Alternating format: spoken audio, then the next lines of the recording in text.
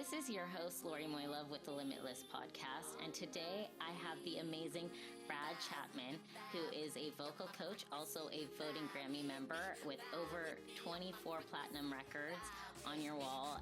And you've worked with so many amazing, talented artists, such as Anita Baker, the Bangles. Also, you work with producer Quincy Jones and also Michael Jackson. And I'm sure we could go even deeper into some of the amazing and talented artists you work with. Well, don't forget Lori. Oh, yeah. And then Don't also forget me. you. That's right. Yeah, I can't forget myself in the mix. Yeah. Yeah. And you've worked with so many talented artists and vocalists. And I guess what kind of brought you into that creative realm of working with artists and creatives in that way? That is interesting. I'll try not to bore people with a lengthy explanation, but I was a musician only, singer musician. That's the only way I could live my life. I couldn't have a day job, so I did nightclubs because it was the only full-time gig. So I quit writing songs because I wasn't making enough money at that, and so it was a 5 night, 6 night a week gig. We Mm, did 4 or 5 sets, 5 or 6 nights a week, depending on the club, and that's how I dealt with the world, and that's what felt comfortable to me. But I hit a peak, couldn't seem to get better gigs. So I thought, you know what, I'm going to go to LA. At the time we were traveling all over the countries. I'm going to go to LA and see if I can find out what I need to do, yeah. to go up another level.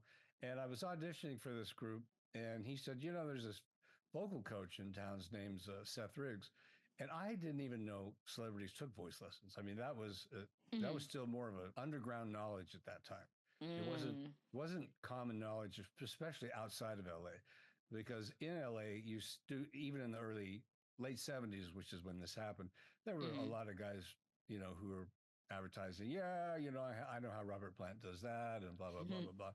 But I could not hit the high notes. I'm a baritone, mm, and I couldn't hit the Stevie Wonder notes. I couldn't hit the Michael Jackson notes and so forth. And so it was a frustration with my career. And so I had the image in my mind that the guy who could sing the highest was the best singer in the world. So, which was not true, by the way, I found out. But I went to Seth and he showed me that it could happen. mm, So I studied with him very aggressively with every intention of going back on stage. I mhm. took myself off the stage for a while because my habits were so bad. I didn't want to keep reinforcing them because when Yeah, you're on I stage, understand. you Yeah. can't be doing things you don't know how to do. That's Yeah. called amateur performing, right? Mm, So I wasn't going that way. Anyway, so eventually I did start doing some gigs, mhm, and Seth said to me, "Well, you seem to be." This is a little bit paraphrasing, but he says, "You seem to be pretty serious about this, and there'll be a mm, reason that'll come out even more later on." But he mhm, said, "If you really want to get better at your vocal technique," he says, "I want you to do some teaching." I said, "Well, mm. really, I've never thought teaching anybody anything. I mean, it's just totally out of my wheelhouse. I was the egoist performer, not the teacher." All right. So, Mhm, um, anyway, I tried it and it did help me.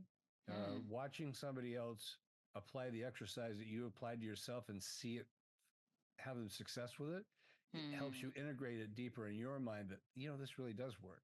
Yeah. This really will help me. So I liked it. I don't know why. I may never know why. I think I liked the improvisational factor because that's the way Mm, Seth teaches. It's very mhm. improvisational. You, you walk in the room and he gives you an exercise, and from there on, you don't know what's going to happen. And neither does he, right? Mm, Because he's feeding off of your information. So if mm, you do exercise a certain way, then that's going to change his mind about what you're going to do next. mhm, And I like that. And I was a tennis player, and I like that because it's the same kind of thing, boom, boom, boom, boom, boom, back and forth, having to react. And eventually, I stopped performing. I had enough students; I didn't need to anymore. I actually got so I didn't even want to. It's like I've got this gig, and I don't want it. Next thing you know, I was teaching full time, and then Seth made me associate, and then a partner. As far as I know, Roger Love and I were the only partners he ever had. We both left him, or probably it wasn't. I don't think Roger left or I left with any bad feelings. It was mutual, as you say. We just had different paths. I had a different background. I'm a rock singer from the very get-go, and Seth Riggs is an opera singer from the very get-go. Uh, and that caused some issues, but luckily I had recording equipment at home. So if he gave me something that I thought was sounding a little classical or a little operatic, I could go home and check and then modify it. And so for a while, I was all about the guy who had polio helping other people not have polio, healing them, because Yeah. at that time it was all about the voice therapy. It was all about making things easier for myself. And then it was nice to work with people and make it easier for them.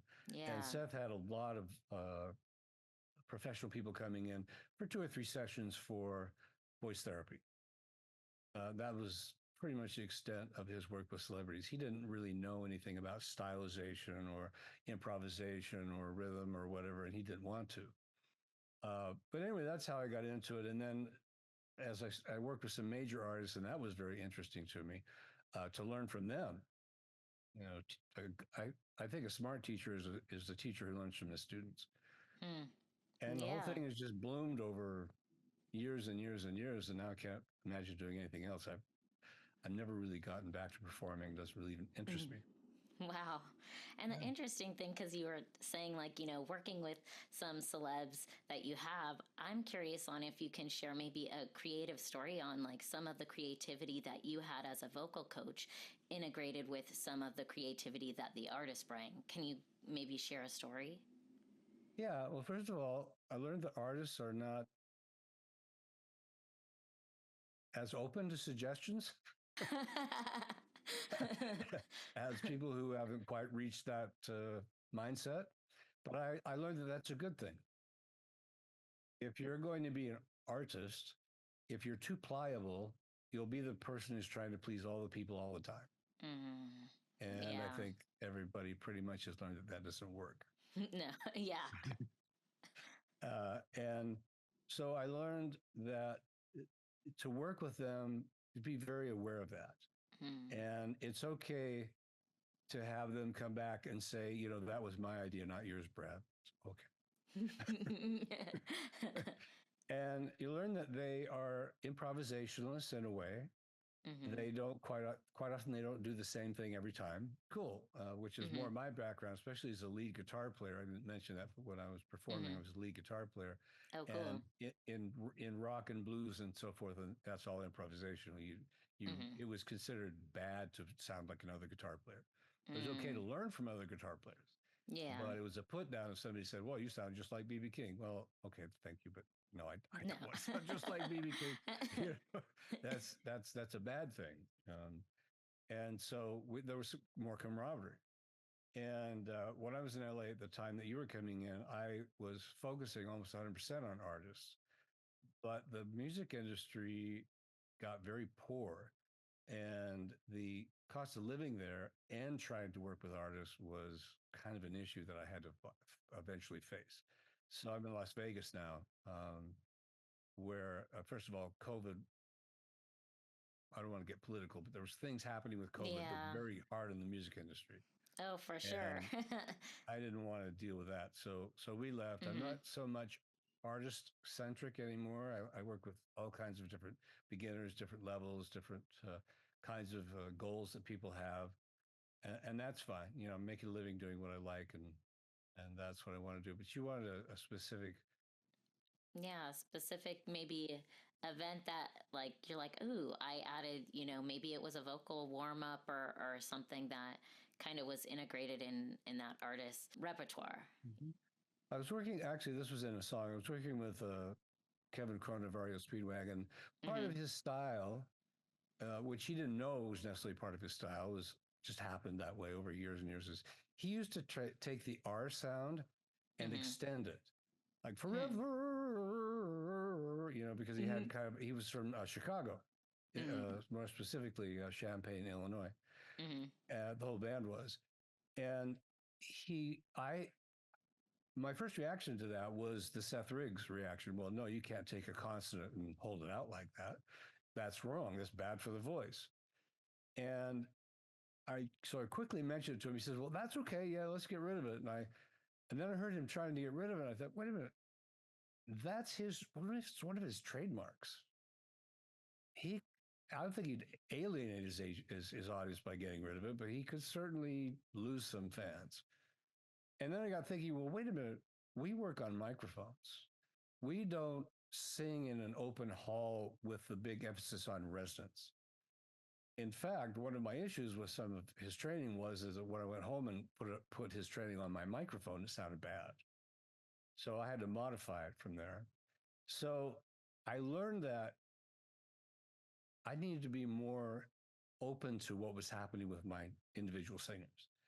And the fact that we're working in an electronic environment, not an acoustic environment. And so he kept it. We left it alone. I said, Kevin, I think we had to leave this alone. It could be a trademark issue, so to speak, for your audience. And there's no problem because we use microphones. You're not doing it that loud. Let me explain just briefly why the is taken out of classical music. It doesn't resonate well. It's the back of the tongue going up and creating that closure, almost like a hum, or an NG. So in the classical world, they don't hold consonants. They don't even hold M's or N's. Huh. Yeah, they don't because they can't project. Yeah, there's closure to the sound. So they always want an open vowel. So an to them is a vowel. Okay. Ooh is a sound. And if they use an R, which is very rare, they'll close the vowel with it. So it's like forever, but never during the run. See, that's considered verboten. Yeah. But we don't project. I mean, we do, but we don't have to project like maybe 2 inches. Right? Now, we obviously do project farther than that, but it depends on, when you're in a dead recording studio room, I mean, when they've got all the walls, so that's sucking everything out of the air, you really can't project. Yeah. It's not going to go anywhere, right? Nothing to bounce off of, right? Right, because the engineer wants complete control of the color of your voice, so they want what's called a flat sound. So it made me more aware of the creative environment I was actually in, and not to be rigid. Oh, wow. Yeah. Not to be rigid. And some of my celebrity students, even from that era where I was more of a Seth Riggs than I am a Brad Chapman now. Yeah.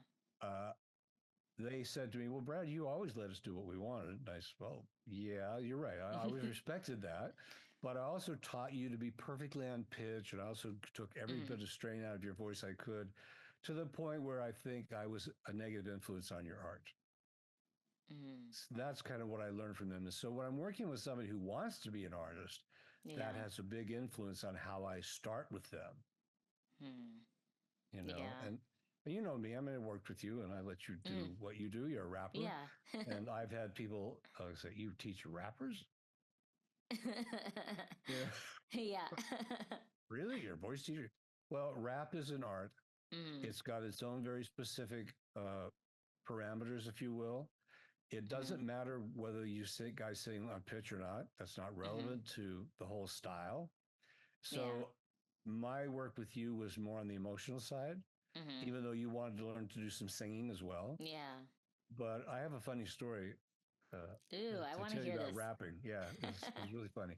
I was in a session with a rapper and his producer, and I was there to help the rapper express better and more open emotions. I wasn't there to teach him how to rap.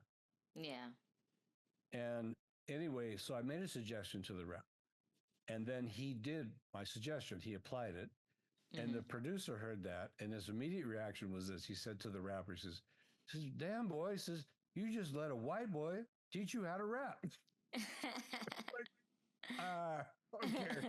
I said, I think I'm rather pink right now. But I was definitely the white guy in the room. But I kind of took that as a compliment because here I was in an environment that I had not been taught how to work in. No one's teaching anybody how to rap anything. There's probably some people by now that are trying to make a buck doing it. Yeah. But my reason for working with rappers because they were artists. Mm-hmm. It wasn't like I was after rappers, but I was Mm-hmm. open to that market because they were artists. Yeah. And when I work strictly with the emotional side of it, I Mm-hmm. don't work vocal technique. It has Mm. nothing to do with it at all. Oh Um, wow. I do use the principles that I learned from SETH of teaching Mm. in my emotional work, but I Mm. don't use any of his technical perspectives whatsoever. So I would say that was the big thing that opened up from working with different artists. I could tell you a story about Anita Baker, which is I'm not worried about liability because everybody knows this. Mm. She is very hard to work with. Mm. When she's on stage, she's the most warm, emotional, beautiful woman that you could imagine. You know, when she's singing "Sweet Love," I mean, you don't feel any Right? rigidity in this woman whatsoever. No. But working with her is a whole other story. Some people call her diva, Mm-hmm. but my experience with her was interesting in respect is I would give her a suggestion, Mm-hmm. and her immediate reaction was, "Well, that will never work." And Mm. you know, during the voice lesson, during the actual lesson, "Oh, that will never work." Yeah. But then she comes back to the next session and she's doing it. And I just kept my mouth shut. So maybe when she was driving in the car doing her lessons or reviewing things, maybe it dawned upon her that, oh, maybe Brad was right. I don't know, but she wasn't going to give me credit for it. Hmm. Okay. So That's what I funny. learned from that, again, to be more flexible with people, Hmm. to realize that every individual that walks in that room is, in fact, an individual. Yeah. I'm not an authoritarian. I don't Mm. force anybody to do anything. I don't want to force anybody to do anything. Yeah. If I feel a student is reacting to me like I'm an authoritarian, I will immediately say, look, you're the artist. I'm here Hmm. to help you do what you want to do. And that's my Yeah. position. I will Hmm. never tell you, you have to do it this way. That's Hmm. not an appropriate position for me in the artist world. It might Hmm. be if I was a classical teacher because Yeah. there's rules there. I've worked with some classical singers who want to sing pop, and one of the things that they have to go through in college, especially, is they have like a judge, a group of judges Hmm. that at the end of their whatever they call it, their term, Hmm. and they have to sing. And these judges are looking at, like an ice skating judge, they're looking at, well, how good was she on pitch? Was her Hmm. rhythm any good? How was her tone? Did she know the repertoire? Blah, blah, Hmm. blah, blah, blah. And that creates very stiff mindsets Hmm. because when they sing, that's what they're worried about. Yeah. Am I going to get an A or an F? Hmm. An artist doesn't care. Yeah. That's not in their wheelhouse. And what I would try to say to these people, well, you've got to let go of that. That's actually anti what you're telling me you want to now be. Yeah, it goes against the artistic nature of just free flowing in a way, because when you're going back in your head on these things, you're not helping yourself get more tapped into where you're at in the moment with that song. You couldn't have said it better. Yeah. Yeah. So it's from my perspective as someone who's trying to help people be creative, I have to look at that classical world as anti-creative. Mm. They may not see it that way, but that's my experience working with. And I've even worked with jazz musicians that are very rigid because they came out of a jazz college. Mm-hmm. To put it in a nutshell, I don't believe artistry can be taught in class. Hmm. I think it has to Yeah. be taught one on one. If it's taught at all, I think it has to be done on a one on one basis. The Yeah. classes, any kind of a school or a class has to work on an average. What is the average information I can give 20 people? Mm. If I Yeah. give, if I think of 20 individuals, how am I going to do that? I can't, right? So I'm not even big on giving seminars. I did give a seminar Wednesday, but I'm not real big on that. Yeah. What they wanted from me, I thought could be taught in a seminar, so I thought it was okay. Mm-hmm. And the school was already very oriented towards how I teach Mm-hmm. anyway. So I was able to Yeah. talk to them saying, I only teach one-on-one and this is why. And they were all like, yeah, Mm. I understand. Yeah. Yeah, It's I kind of agree with your one-on-one approach because each artist or creative is their own, has their own creativity to tap into. And kind of like you're saying, it really has to do with the feel. And I guess I was reading an article that was released about, like, I guess, sing to the feel. sing Can from feel. Yeah, sing from feel. Can you go into that a little bit? Yeah, this goes along with what do you call the journey. Mm. So about 15, 20 years ago, I'm in a hot tub. And I'm thinking, what else would you do in a hot tub? I'm thinking, what are some of the things that are happening in my world? I I love working with artists. I mostly work. I'm more famous as someone who works with artists. Mm-hmm. What should I be doing differently? And I thought, I wonder if anyone helps singers with emotional expression, because the Mm. artists I worked with already had that, or they wouldn't have been Yeah. famous. And at the Mm-hmm. time, I didn't know that.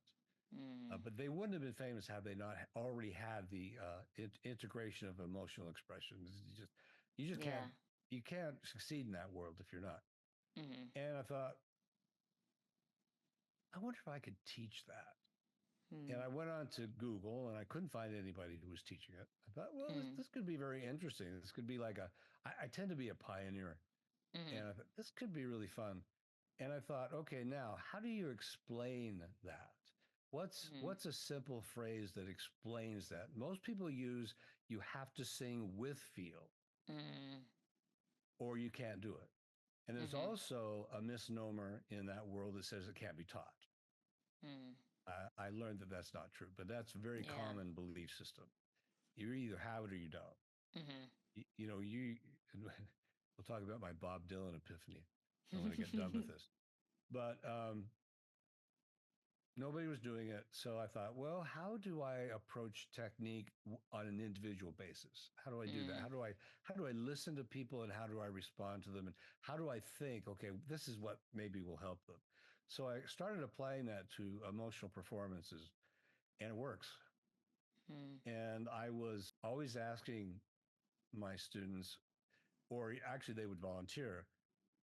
This is an interesting story. You know, people who play piano or in like bars that have a tip jar, Yeah. right? And I've had some of them come back to me and say, you know what? I was really into the emotion one night and I was getting better tips. I saw people put $100 bill in my jar. Whoa. That's amazing. Yeah, one girl got $400 tip and I says, are you sure that we know what this is for? I was like, she says, yeah, that worried me. She says, but the guy was very cool. Mm. Never came up the other side of that potential thought process. and so it's great, and they Mm. say, people applaud louder. I see people in the audience crying where I never saw that before. People laugh when they never laughed before. Things are happening that are making my career go faster than it was before you started helping me with emotional expression, or anybody had helped Mm. me with emotional expression. Technique is not how to become a great artist. Mm. Technique can be used as a great tool Yeah. to be a great artist, but it's not the long end result. I would never tell anybody at this point that because I teach technique, you should come to me and learn technique to be a star. Mm. I would never make that comment. Yeah. I don't believe it's true anymore. Mm. Anyway, Bob Dylan epiphany. Okay, so when I was young, I thought Bob Dylan was a horrible singer. And he is, in fact, probably the most famous bad singer in the world. And I'm going to reverse that comment. He's one of the greatest singers in the world. He's one of the greatest singers the world's ever known. Mm.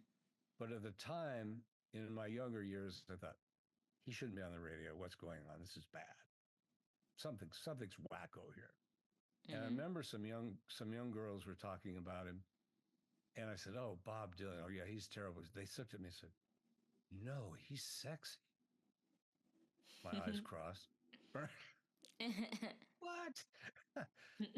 So for years, I still thought, especially as I got involved in vocal technique, because boy, he breaks all the rules of vocal technique. And I said, what is about this guy that I can learn from? What is this? What could I use about Bob Dylan would help me be a better coach? Here's what it is. If he's obviously heard many, many people say, you're a bad singer, Bob Dylan. Has it changed him? No.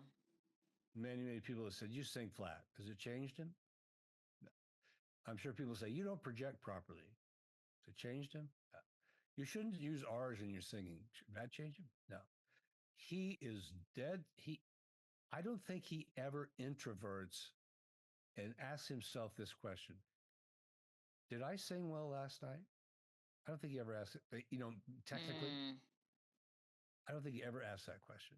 Yeah. So here's the beauty of him. He's always extroverting.